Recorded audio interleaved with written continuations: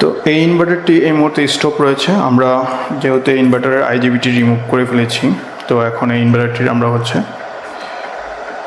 Gate to emitter voltage test করব। 6টি gate to emitter voltage run অবস্থায় এবং অফ অবস্থায়। এই মুহূর্তে ইনভার্টারটি স্টপ রয়েছে, তো স্টপ অবস্থায় আমরা প্রথমে টেস্ট করব ভোল্টেজ কত রয়েছে। এখানে যেহেতু আমাদের মিটারটিকে ডিসি ভোল্টেজে করা রয়েছে,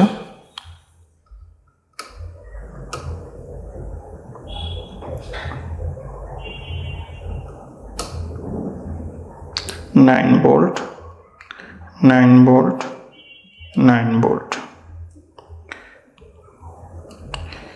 এখানে অনুরূপভাবে সেম ভোল্টেজেই থাকার কথা। যদি আমাদের ব্যালেন্স থাকে, একই পরিমাণ ভোল্টেজ থাকে 6টি গেটে, বা এই সাইডে 3টি ওই সাইডে 3টি, তাহলে আমরা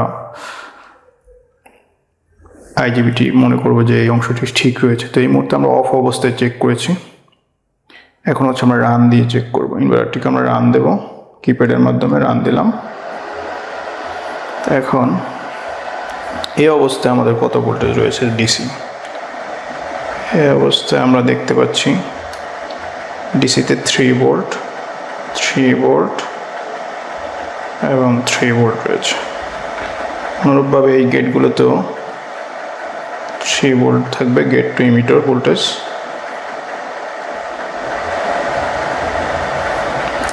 এবার যদি আমরা এসি ভোল্টেজ চেক করি, এই গেটগুলোতে এসি ভোল্টেজ কত।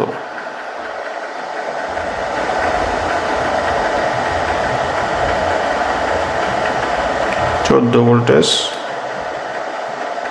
3টি গেটে আমরা 14 ভোল্টেজ করে বা 14 ভোল্টেজ করে পেলাম এসি। অনুরূপভাবে এই গেটগুলোতে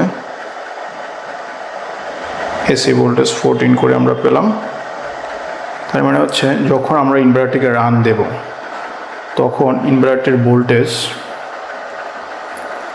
AC voltage gate to emitter পাবো অ্যাবাউট 28 হার্জ ফ্রিকোয়েন্সিতে 14 voltage AC. So this is the way to measuring gate to emitter voltage before setting a new IGBT. তো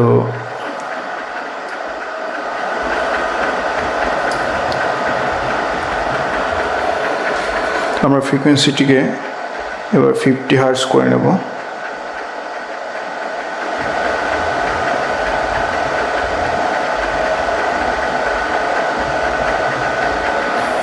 হার্জ অবস্থায় এসি ভোল্টেজ চেক করব।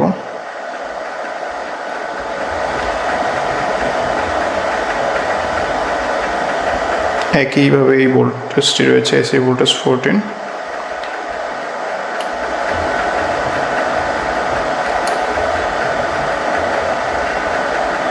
প্রতিটি গেটে 14 করে ভোল্টেজ রয়েছে। অর্থাৎ এটা হচ্ছে আমাদের রান, যখন ইনভার্টার রানিংয়ে থাকবে তখন ইনভার্টার রানিংয়ের গেট টু ইমিটার ভোল্টেজ। এই ভোল্টেজটাই মূলত আমার আইজিবিটি, যে 6টি ইন্টারনালি আইজিবিটি রয়েছে সেগুলো,